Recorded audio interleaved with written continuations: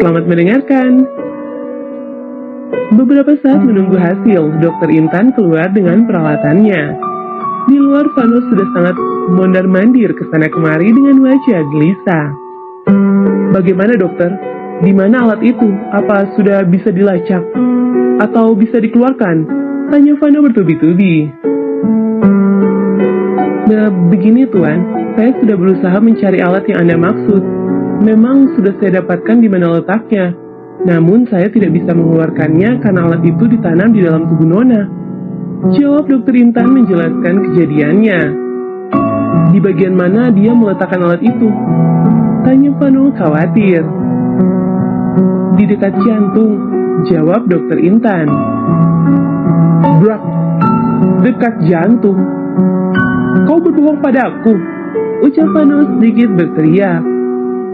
Tidak Tuan, Dokter Intan mulai panik karena Vano ingin mendekatinya untuk hal entah apalah itu. Tidak bohong, memang benar.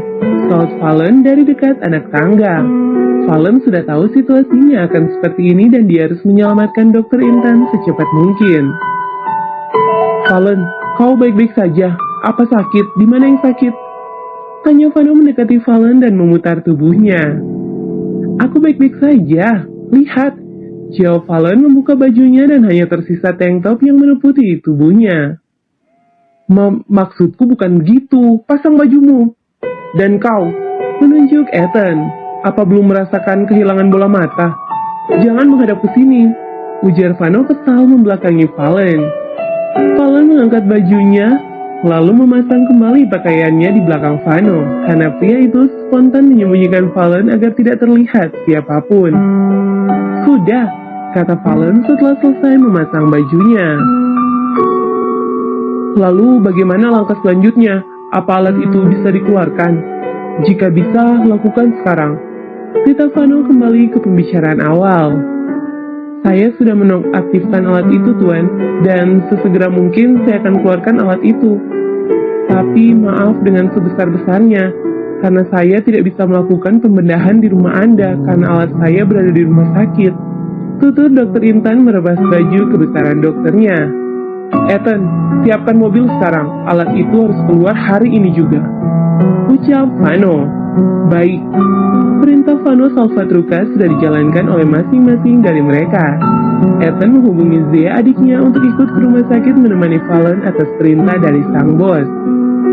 Tak sampai 10 menit semua sudah siap, baik itu di mobil dan Zea. Mereka berangkat menuju rumah sakit. Seperti biasa, jika sedang berada di atas mobil, Valen selalu memperhatikan jalan. Itu sudah tradisi yang dilakukan Valen bahkan sebelum mengenal dunia cerah. Sesampainya di rumah sakit, mereka keluar bersamaan. Bisa dibilang ini pengalaman pertama Valen ke rumah sakit. Ayo Valen, Zea menggandeng lengan Valen dengan erat. Ini apa? Tanya Valen bingung. Ini namanya rumah sakit. Jika kita sakit, maka akan dibawa ke tempat ini untuk berobat. Jawab Zea tersenyum manis. Valen mengangguk-anggukkan kepala melihat situasi sekitar. Ah! Valen terkejut dengan suara teriakan yang sangat keras. Matanya langsung mencari suara teriakan itu. Gandengan tangan pria pun terlepas dari tangannya untuk mencari sumber suara. Ah, tolong! Teriak seseorang dari sebuah ruangan. Brak! Valen mendobrak pintu ruangan itu untuk menyelamatkan orang yang sedang berteriak di sana. Valen mengajar habis-habisan seorang dokter yang sedang menangani persalinan ibu hamil. Wajah dokter itu lebam karena pukulan Valen. Hei Valen, kembali! Ucap Vano keluar dari ruang persalinan. Ia tidak bisa masuk karena ruangan itu sangat berbahaya bagi kesehatan matanya. Zea, cepat masuk sebelum dia menewaskan dokter itu. Saud Ethan panik. Tidak berani kak, Valen sangat mengerikan. Ucap Zea memeluk Ethan, trauma dengan kejadian beberapa waktu lalu ketika ia melihat Valen berubah menjadi buas. Entah itu pukulan yang keberapa kali hingga dokter itu lemas tak berdaya. Kau berani menyakiti seorang wanita? Wanita gendut! Teriak Valen emosi. Hah? Nona, biarkan dia membantuku mengeluarkan bayi ini. Teriak ibu yang sudah hampir sekarat ditambah dengan kejadian Valen memukul dokter yang membantunya. Diam, kau sudah disakiti olehnya, maka... Ah! Valen histeris melihat kepala bayi sudah berada di ujung tanduk. Apa itu? Aku tidak ingin melihatnya. Teriak Valen segera keluar dari ruangan persalinan. Valen berlari meninggalkan Vano keluar rumah sakit dan masuk ke dalam mobil berusaha menghilangkan jejak-jejak ingatannya tentang kepala bayi tadi. Hei, kau baik-baik saja? Tanya Vano menghampiri Valen di dalam mobil.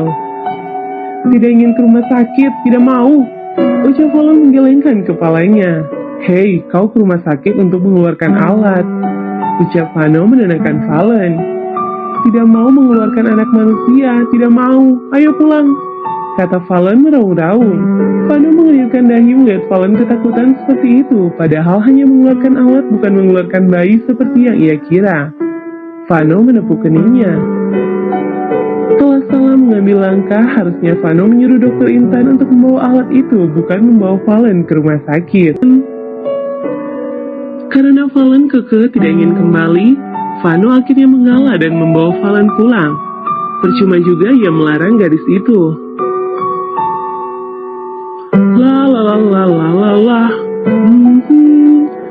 Terdengar suara di bawah standar sedang bergema di dalam rumah. Valen baru saja masuk ke dalam rumah pun mendengar suara gaib dari Farel. Suaramu jelek, diamlah. Ucap Valen ketulus lalu naik ke atas kamarnya. Farel menatap kepergian Valen dengan mood jeleknya sore ini. Namun Farel tidak terlalu peduli akan hal itu. Ikan sialan itu akan tewas jika kau terus bernyanyi. Ancam Vano lalu mengikuti Valen ke atas. His, selalu saja mengancam dengan itu. Gerutu Farel kesal sembari memberikan makan ikan di akuariumnya. Satu hal yang berbeda dari Farel yaitu kesenangannya dalam memelihara ikan ratusan juta dengan hiasan tak tersaingi oleh siapapun. Ikan-ikan itu mampu menghilangkan rasa sepi di hati Farel selama ini.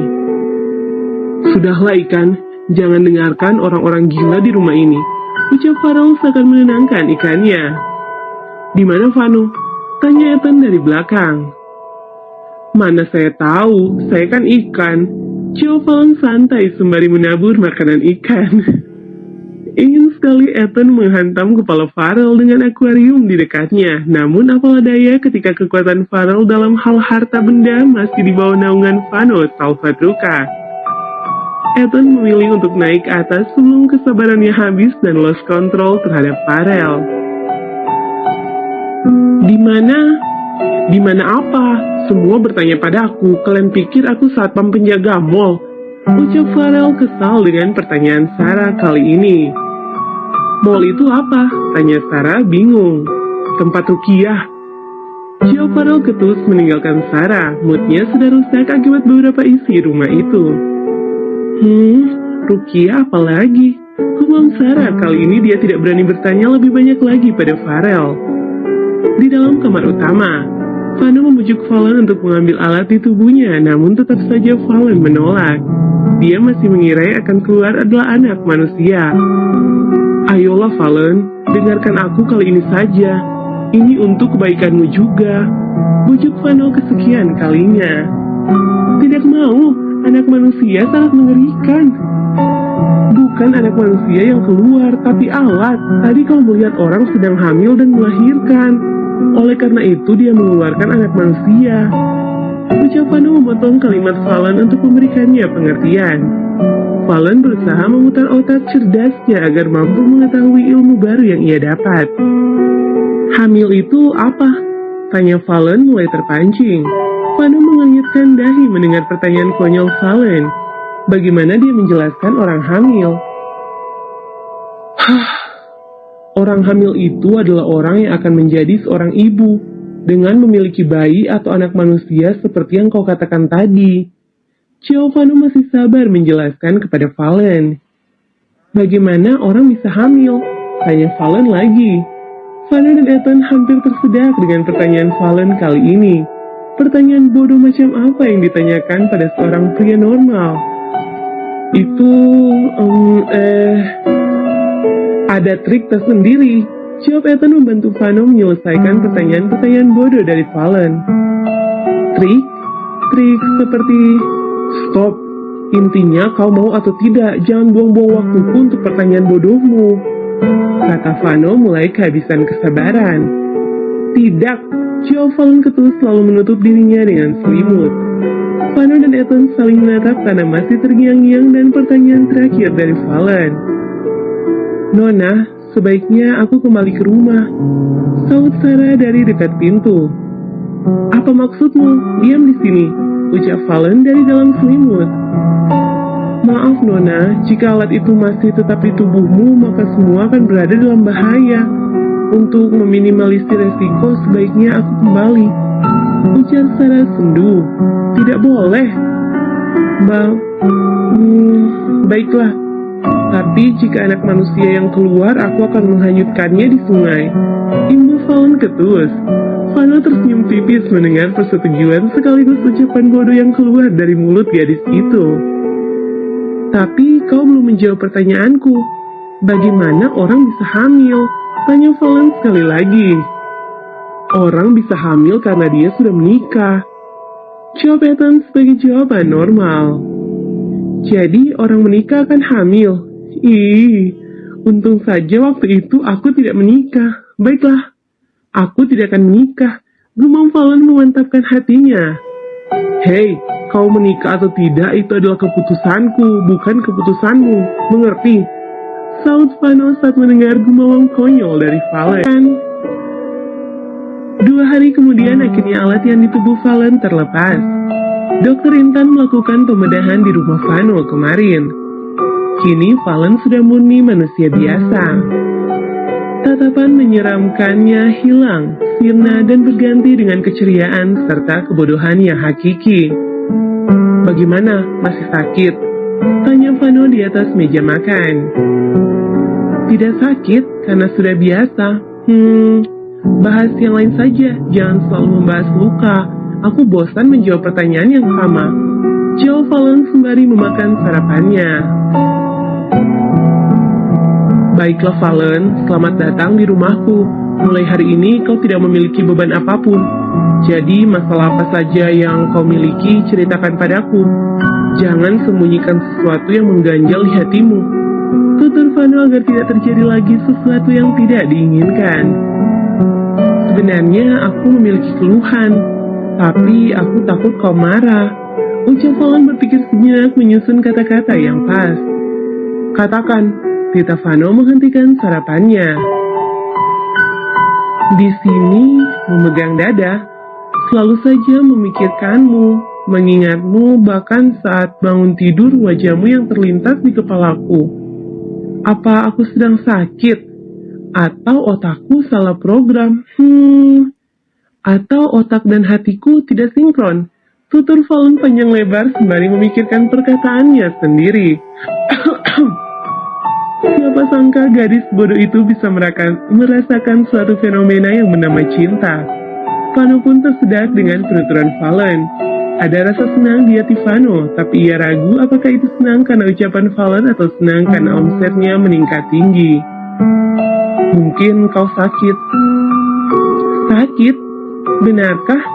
Tapi aku bahagia. Apa ada orang sakit bahagia? Tanya Valen semakin bingung. Vano selalu bingung bagaimana menjawab pertanyaan selanjutnya dari Valen. Itu namanya cinta, Valen. Saut Farel dari belakang lalu duduk memakan sarapannya. Cinta? Valen mulai mengingat satu kata asing yang pernah ia simpan maknanya di dalam otak. Cinta itu makanan, tapi aku sudah kenyang, ucap Valen semakin memaksa otaknya memahami arti dari cinta. Makanan? Siapa yang mengatakan cinta itu makanan? Tanya Farel terkekeh. Umi, jawab Valen. Valen cantik, cinta itu bukan makanan, melainkan perasaan kagum terhadap seseorang. Kau selalu memikirkannya setiap hari. Apa kau sedang merasakan itu saat ini? Tanya Ethan ikut bergabung. Iya, aku selalu memikirkan orang ini setiap hari. Bahkan setiap detik sampai aku muak melihat wajahnya terngiang-ngiang di kepalaku. Joe Valen frustasi. Apa kau ingin menikah dengan Vano? Kuda Ethan semakin menjadi-jadi. Tidak, aku tidak mau menikah. Jika aku menikah, maka anak manusia akan keluar. Wah, itu sangat menyeramkan. Joe Valen cepat sembari menggelengkan kepala. Brak! Vano menggebrak meja makan hingga suara piring terdengar di telinga mereka. Makan, jangan bicara, ucap Vano dingin. Valen, Farrell, dan Ethan menundukkan kepala memakan sarapan masing-masing. Mereka takut dengan tatapan tidak bersahabat dari Vano Salvatruca. Beberapa saat setelah sarapan, Vano, Farrell, dan Ethan keluar rumah bersiap-siap menuju kantor. Tentu saja Valen siaga mengantar mereka keluar. Apa aku boleh memasak? Tanya Valen tiba-tiba. Ketiganya saling tatap tidak percaya dengan pertanyaan serius Valen kali ini.